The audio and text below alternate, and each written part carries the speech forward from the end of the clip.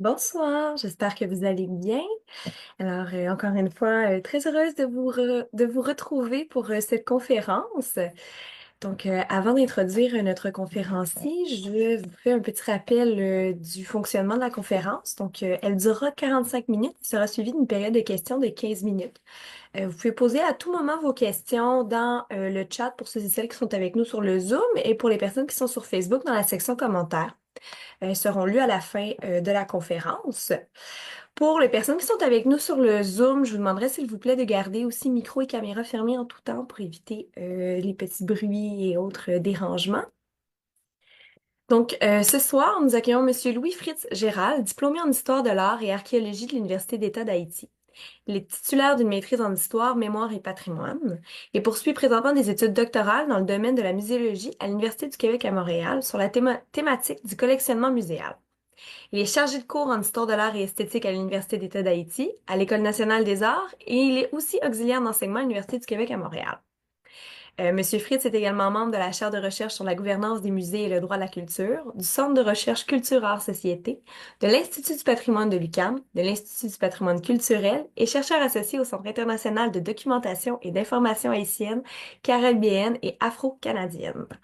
Donc, sa conférence de ce soir s'intitule Le Musée national, un établissement qui n'est plus. Alors, sans plus tarder, je lui cède la parole et je vous souhaite à tous et à toutes une bonne conférence. Donc, bonsoir à toutes et à tous. Bienvenue. Donc, ce soir, il me fait vraiment plaisir de vous emmener dans les Caraïbes, particulièrement à l'ouest de l'île d'Haïti, pour vous parler d'un musée qui n'existe plus sur ce territoire. Mais celui-ci a marqué considérablement le patrimoine culturel de ce pays. Avant d'aller plus loin, je voudrais dire quelques mots introductifs de remerciement. D'abord, merci à la maison Le Pailleur de me recevoir, à l'équipe organisatrice de l'événement pour avoir accepté ma communication. Ensuite, mes remerciements s'étendent à Gabriel et à Vicky Laprade pour les suivis. Et finalement, une pensée spéciale à toutes les personnes qui nous suivent, qui font partie de l'auditoire, soit sur Facebook Live ou sur Zoom, dont ma collègue de l'UQAM, Brigitte Andigui, mon ami de longue date, Ronnie Charles, ainsi que Jenny Janvier, qui ne cessent de nourrir chacun à leur façon ma pensée et qui suivent également l'évolution de ma pensée depuis plusieurs années. Je profite de cette occasion aussi pour vous souhaiter une bonne année 2025, qu'elle soit remplie de bonheur et de douceur. Cela étant dit, la première moitié du XXe siècle a vu naître un nouveau musée en Haïti et qui fermera ses portes à la fin des années 1980. J'évoquerai plus tard les raisons qui ont mené à la fermeture de cet établissement muséal. Alors, le musée dont il est question ce soir répondait au nom de Musée national, communément appelé Musée Sténio-Vincent du nom de son fondateur. Qui était alors ce personnage?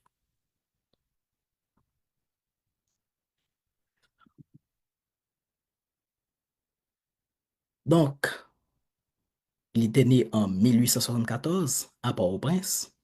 Sténio-Vincent est devenu un personnage légendaire dans l'histoire culturelle en Haïti en participant patriotiquement aux faits publics haïtiens et en aidant les Juifs lors de la Première Guerre mondiale à trouver refuge en Haïti. Comment était-ce possible? Donc, nous devons, je vais porter un costume de phénoménologue pour essayer de comprendre cet acte d'humanité du président Stinio Vincent. Et pour y arriver, il faut faire un survol historique, c'est-à-dire se référer directement à ce qui se passait en Europe, car à cette époque-là, le nazisme battait son plein. Donc, je parle précisément des années 30. Donc, au cours de ces années, l'idéologie nazie condamna les Juifs et les Noirs. D'ailleurs, l'article 13 des lois de Nuremberg stipule que la terre ne peut appartenir qu'à celui qui est de sang allemand ou apparenté. n'est pas de sang allemand, celui qui a parmi ses ancêtres, soit du côté paternel ou du côté maternel, une fraction de sang juif ou de sang noir. Donc, c'est dans ce contexte particulièrement tragique, au moment où l'Europe se transforme en tombeau, au moment où plusieurs pays en Amérique fermaient ses portes à l'immigration juive, que le 29 mai 1939, un décret-loi stipule ou qui permet aux réfugiés juifs d'acquérir la citoyenneté à partir des légations haïtiennes est entériné par Sténio Vincent. Donc, voici la raison pour laquelle il est un personnage humaniste. Donc, grâce à cette procédure connue sous le nom de, je m'excuse, sous le nom de naturalisation in absentia, le président Sténio Vincent allait permettre à plusieurs centaines de Juifs persécutés d'échapper à la déportation ou encore à la mort. Revenons à- au président Vincent.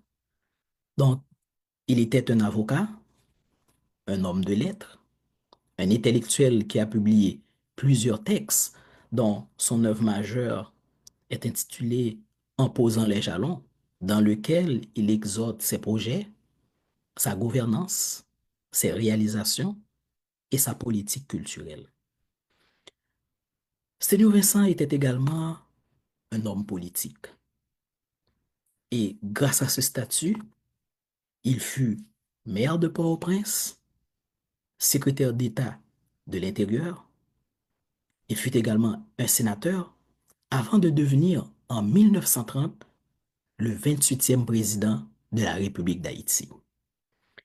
Ce qui est encore intéressant, euh, il est élu dans un contexte particulier. Il est élu dans une période où Haïti était sous le point de se défaire d'une force, d'une occupation qui était entamée par le président américain Thomas Woodrow Wilson. Il s'agit là de l'occupation américaine. Donc, cette occupation a duré 19 ans, soit de 1915 à 1934.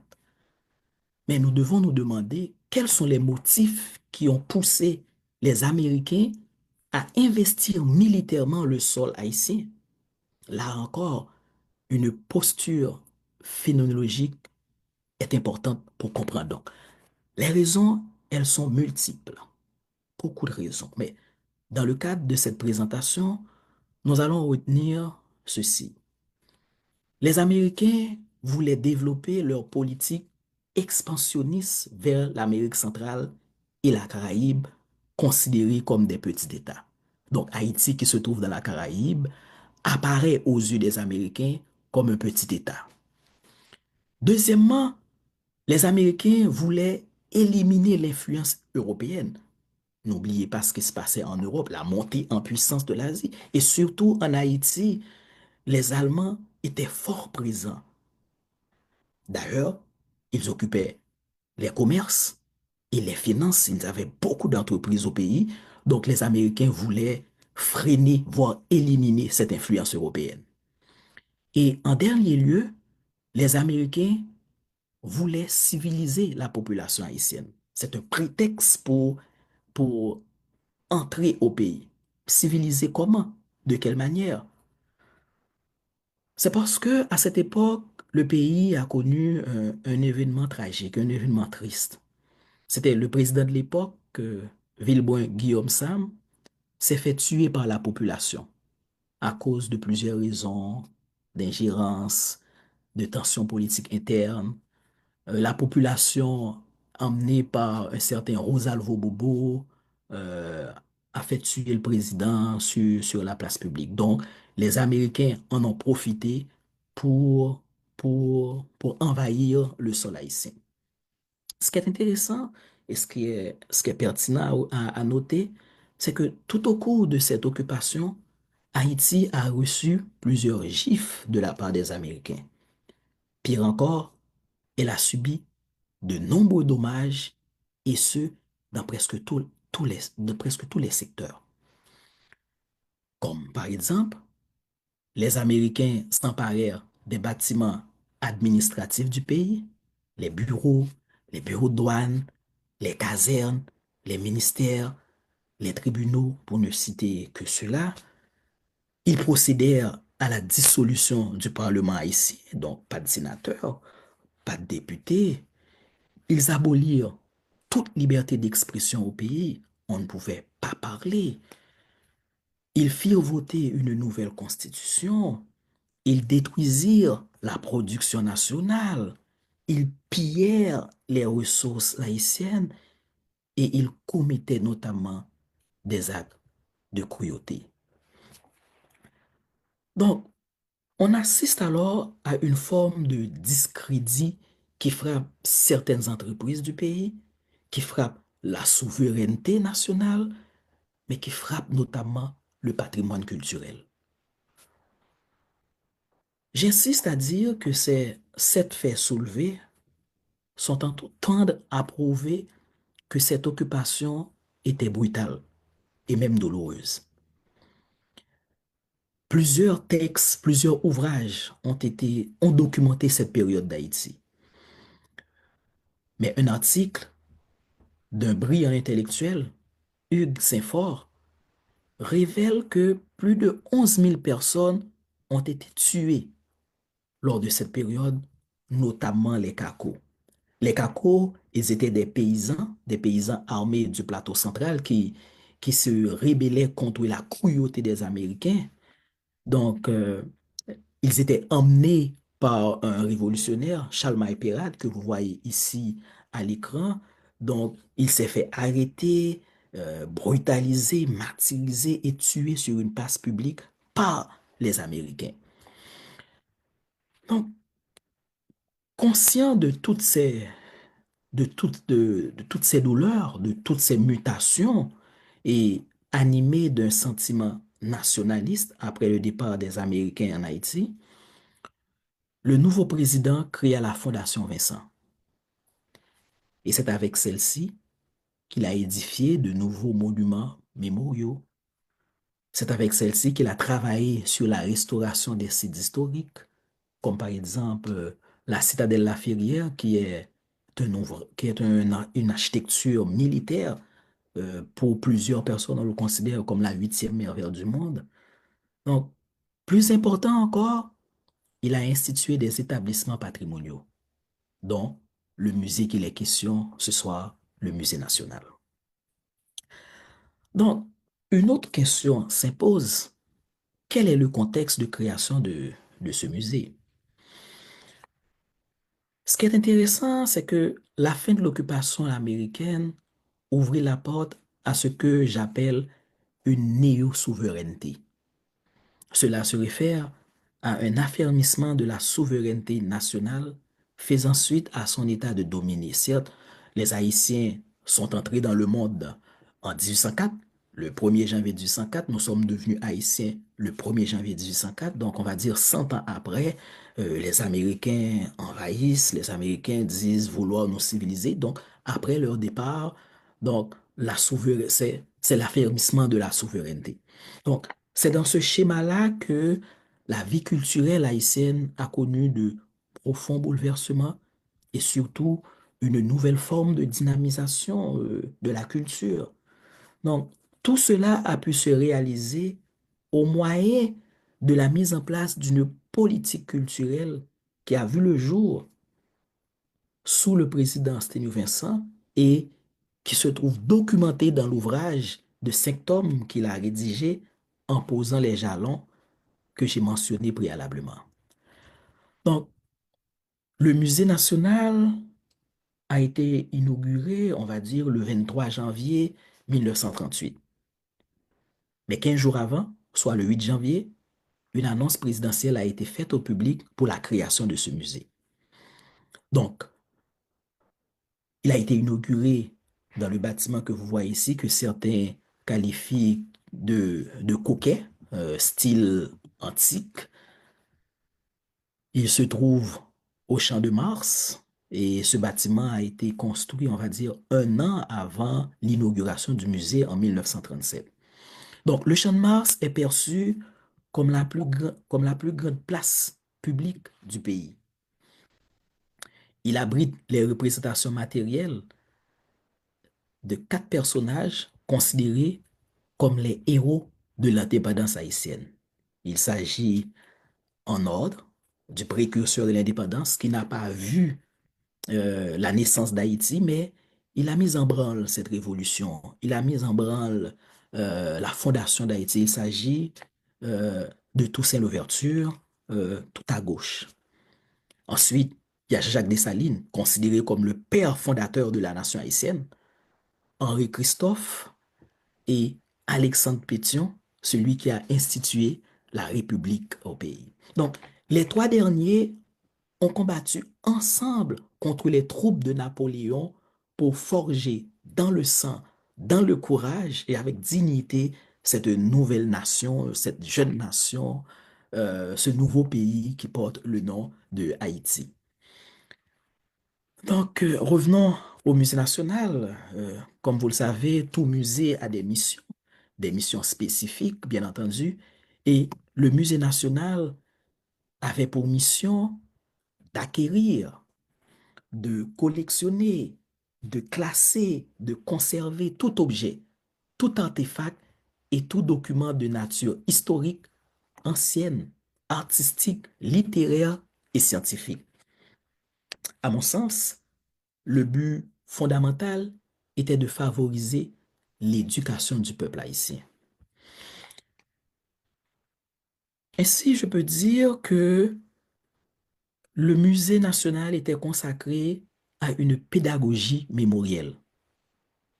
Cette pédagogie se faisait à partir de principaux objets liés au passé de ce pays. Je vous exposerai tantôt ces objets. Donc, fort de ce qui précède, nous pouvons dire que le musée national avait une double fonction. Une fonction pédagogique et également une fonction symbolique.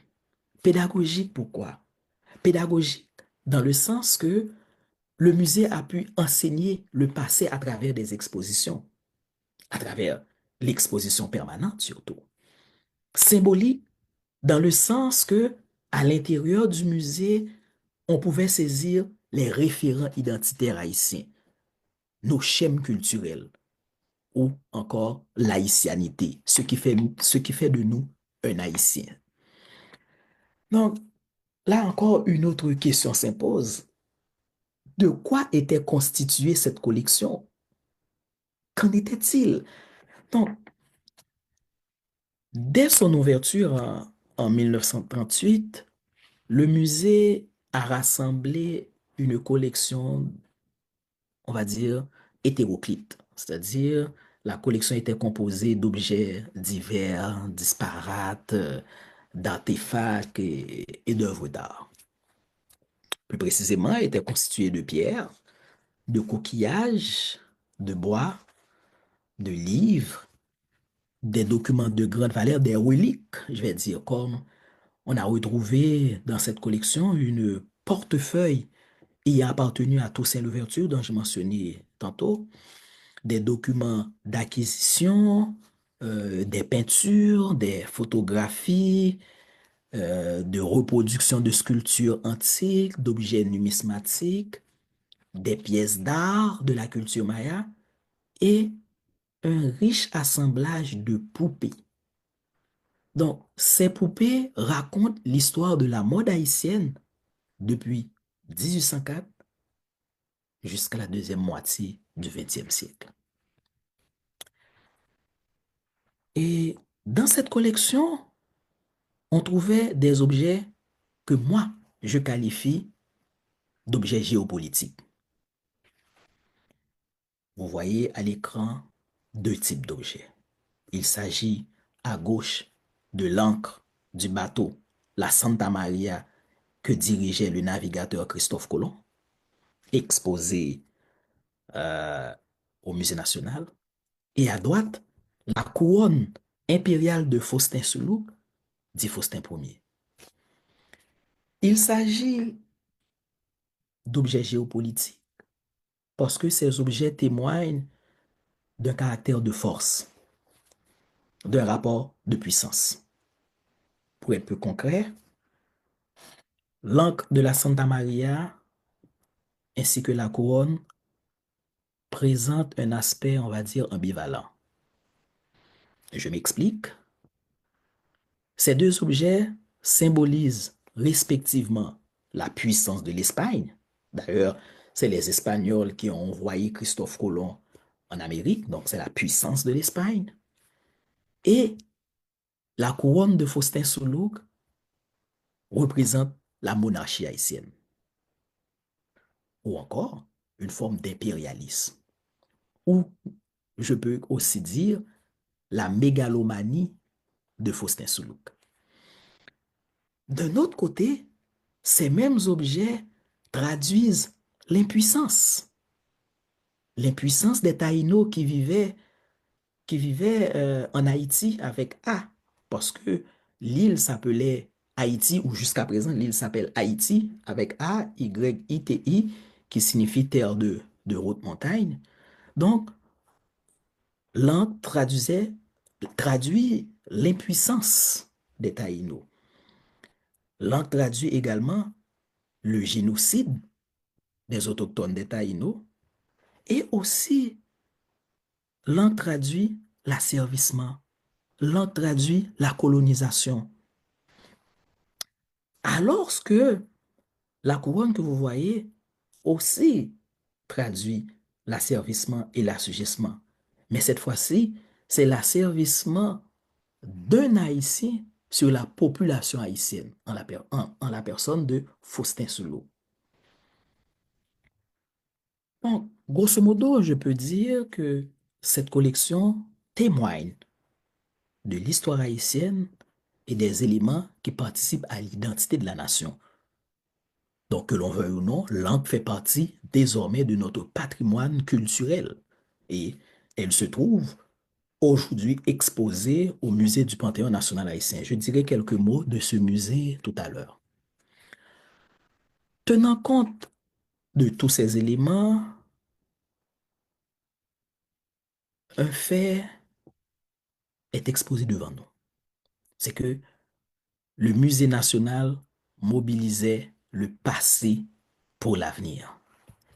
Et dans ce contexte, il fut un lieu privilégié qui a aidé les visiteurs à apprécier non seulement des aspects historiques, mais également des référents culturels propres à la nation haïtienne, l'haïtianité, comme je l'ai mentionné tout à l'heure. Euh, Cette présentation soulève beaucoup de questions, énormément de questions, j'essaie de problématiser. Donc, la collection également, ça soulève des questions.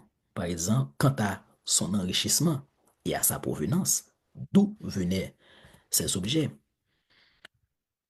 Donc, dans l'ouvrage Le musée du Panthéon national haïtien que j'ai à côté de moi, catalogue des documents écrits, dirigé par le musée du Panthéon national haïtien, l'auteur Daniel Supplice, qui a travaillé dessus, souligne qu'en 1941, le président Sténio Vincent s'est porté acquéreur auprès du gouvernement français de toute la collection du collectionneur Thomas Prosper Gagnon Lacoste.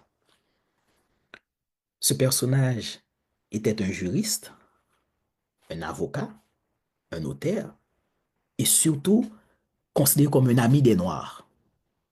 Pas n'importe quel ami, il était l'ami euh, d'un des fils de Toussaint Louverture. Soit dit en passant que actuellement, Toussaint Louverture, la France s'approprie de ce personnage-là. La France le qualifie général, comme général français, alors que Toussaint Louverture était un créole. Il était né dans la colonie de Saint-Domingue. Donc, quand on est né dans la colonie, on est un créole. Il n'était pas français, c'était un créole. Donc, puisque M. Thomas Lacoste s'est rapproché, est devenu l'ami du fils de Toussaint Louverture, Isaac Louverture. Il en a profité de ses mémoires, de ses souvenirs, de ses partages, de publier une biographie sur son père. Donc, cette acquisition de Vincent est considérée comme l'une des formes d'enrichissement de la collection du musée. Cependant, euh, malgré tout ça, la provenance, beaucoup de personnes visitent le musée est dynamique, les conservateurs travaillent. On va dire 20 ans après son ouverture, en 1959, le musée va connaître un bouleversement majeur. C'est que le musée qui était situé au Champ de Mars, dans le bâtiment que je vous ai montré tout à l'heure, le musée sera relocalisé dans de nouveaux locaux et il sera relocalisé dans la résidence privée, l'ancienne résidence privée du président Paul-Eugène Magloire en 1959, bien entendu. Donc, Turgeau, c'est un quartier assez huppé de Port-au-Prince. D'ailleurs, comme je dis, c'est la résidence de l'ancien président. Donc, vous imaginez la suite, comment était cette maison. Donc, la raison fondamentale de cette relocalisation, c'est que le local du musée était trop exigu en raison de l'accroissement de la collection. Et cette raison-là, encore, est documentée dans l'ouvrage du général et de l'ancien président d'Haïti, M. Prosper Avril, intitulé Le Mupana, un monde à découvrir. Donc, c'est des ouvrages qui peuvent vous fournir assez de repères sur l'histoire d'Haïti et également sur le patrimoine culturel immatériel haïtien. Donc, Avril souligne que l'un des conservateurs du musée national, bien sûr, Luc Dorsainville, il s'est donné pour mission, au moment où il en prenait la direction, de remplir le musée d'objets. C'était sa tâche, c'était sa mission propre. Donc, puisque le musée a été relocalisé, donc on comprend alors qu'il n'a pas failli à sa tâche, c'est-à-dire celle de remplir l'espace vide. Mais toutefois, cette relocalisation n'a pas empêché un autre bouleversement de ce musée. Cette relocalisation n'a pas empêché sa dislocation dans l'univers, dans l'écosystème patrimonial haïtien. Comment comprendre cette dislocation-là? Pourquoi le musée a disparu? Là encore, nous devons nous vêtir d'un costume de phénoménologue pour comprendre ce qui s'est passé. Donc, actuellement, bien que le premier bâtiment subsiste, ainsi que le second où il a été relocalisé, le musée du National n'existe plus dans le sillage des musées en Haïti. Donc, je partirai donc de l'hypothèse que la création des nouveaux musées euh, ainsi que la décadence du musée Sténio-Vincent est à la base de sa disparition, est à la base de sa dislocation. Et cette hypothèse formulée se fonde sur quatre principaux facteurs. Premièrement, elle s'appuie sur un manque de ressources financières et de personnel qualifié, surtout de muséologues, de techniciens en muséologie. Deuxièmement, elle repose sur l'incapacité du musée d'offrir au public de nouvelles expositions, de nouveaux événements, tout autant que des activités éducatives et ludiques. Troisièmement, le musée n'a pas pu actualiser les connaissances sur l'histoire et sur la culture haïtienne. Le musée n'a pas su assurer aussi des moyens de recherche, voire faire des publications. Et finalement, la création du musée du Panthéon national haïtien, MUPANA, musée qui, qui est mon terrain de recherche, qui implique une dimension muséographique et étatique très très large, n'a pas aidé à sauver le musée national. Donc, voilà autant de raisons qui ont mené à la dislocation du musée national. Avant de souligner l'apport du musée national dans le patrimoine culturel haïtien, il est important, il convient que je dise quelques mots sur le MUPANA. Le MUPANA, comme vous le voyez ici à l'écran, c'est un musée souterrain. Et aussi, il se trouve au Champ de Mars.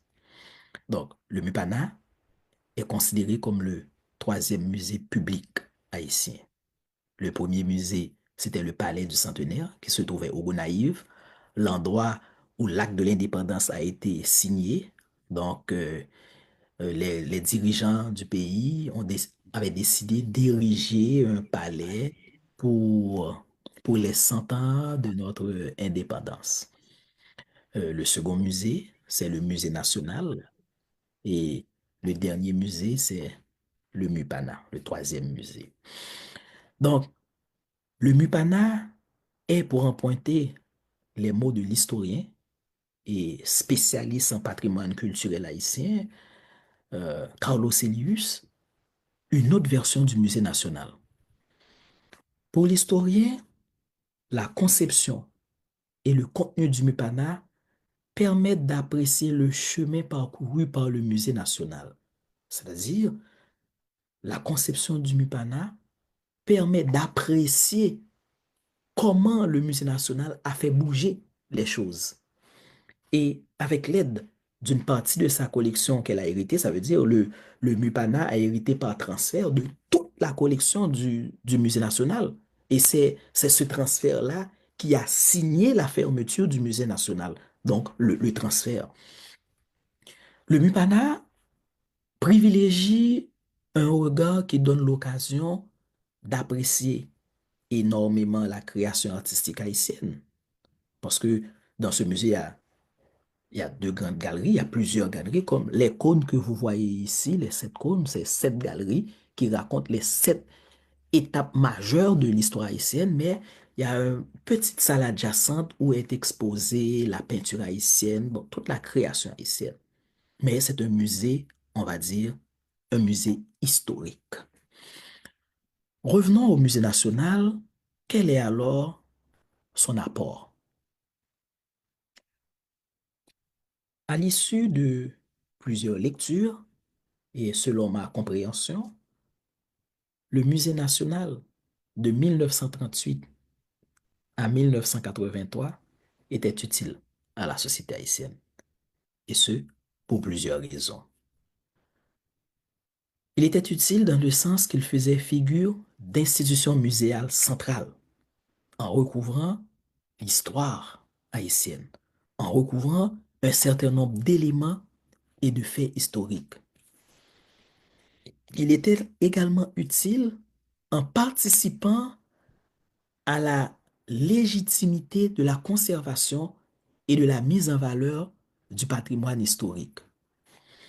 Il était également utile car il apportait une attention particulière à la santé mentale des Haïtiens suite au syndrome du choc post-traumatique causé par les occupants américains. Ce musée a encouragé le patriotisme. En fait, je dirais que durant ces 45 années de fonctionnement, le musée a essayé de soigner les blessures laissées par les occupants américains. Car, sitôt créé, le musée national a choisi de se tourner vers l'histoire. D'ailleurs, si on ne connaît pas notre histoire, on ne se connaît pas.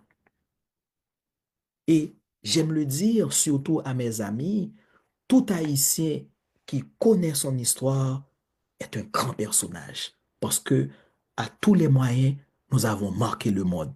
Et J'ai cité tout à l'heure l'un des actes d'humanisme qu'a réalisé Sténio Vincent, pendant que l'Europe fermait la porte aux Juifs, lui, il a ouvert ses frontières. Les Juifs rentraient donc. Si on ne connaît pas notre histoire, comment on peut apprécier, aimer notre pays?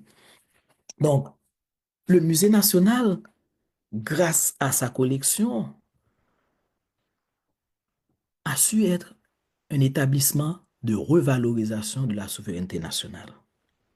Il n'était pas un simple espace de délectation où on peut admirer des œuvres d'art, des reproductions de la culture maya, mais il était un générateur de fierté, autant qu'un agent de transformation et d'éducation par rapport à tous les problèmes survenus lors de cette occupation américaine, lors de l'envahissement des Américains.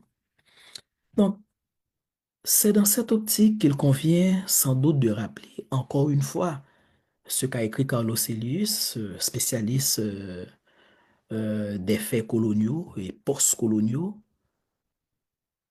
et je cite, le Musée national retraçait les événements majeurs qui ont conduit à la naissance d'une nouvelle entité sociopolitique ainsi qu'à ses débuts en tant que nation souveraine. Fin de citation. Donc, pour voir tout ce qui se passait dans le pays depuis la période précolombienne, arrivé jusqu'à l'indépendance, on pouvait voir ça au Musée national.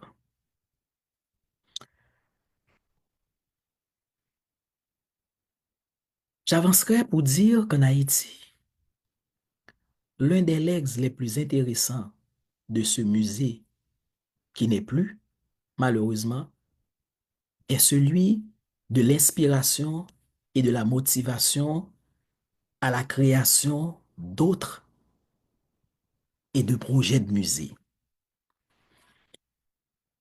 À cet effet, je ne peux en aucun cas dire que son impact est banal. Non. Et d'ailleurs, je pense que le musée national est un sujet d'interrogation, est un sujet d'étude pour les historiens, pour les anthropologues, pour les ethnologues, les muséologues et même les critiques d'art. Donc, pour tout chercheur, que ce soit un étranger ou un haïtien, le musée national se présente comme un terrain fertile de recherche. De surcroît, le musée national a favorisé l'enrichissement d'une collection qui est devenue aujourd'hui les trésors de la République d'Haïti, pour emprunter les termes de Christophe Poumian, que conserve le musée du Panthéon national haïtien. Sur ces mots, je vous remercie de votre écoute